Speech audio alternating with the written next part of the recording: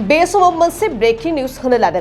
नंगौ, रायजोआव फिन आरोबाव मेट्रिक आनजादनि मोनसे आयदानि खालारखौ सोलाय-सोल' खालामनानै होनाय जासिगोन।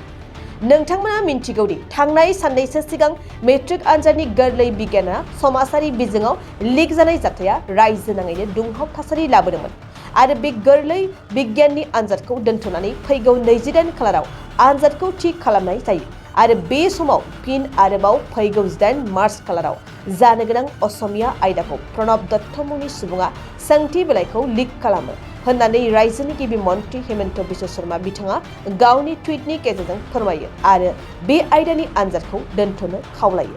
थारैनो फरायसाफोरनि जिउजों सेबा आरो माखासे फोरोंगिरिफ्रा गेलेगासिनो दं नामा?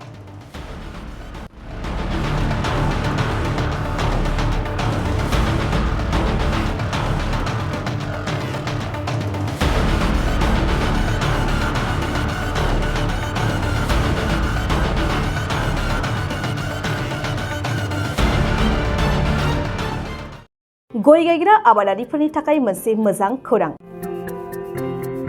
थापा नार्सारियाव मोननो हागोन जाखांफु लाइमोनफोरजों बानायजानाय हाजो आरो हायेनावबो गायजानाय अर्गेनिक गय फुलि।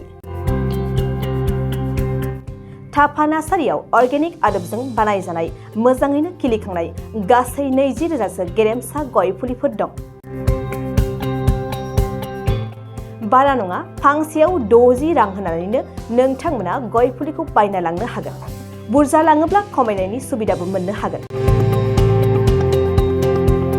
थापा नार्सारिनि गुबै थङा क'क्राझार सहरनि सानजा फारसे थानाय बावखुंग्रि हाजोजों नांजाबनाय हरिनागुरि गामि हाथाइनि साखाथियाव।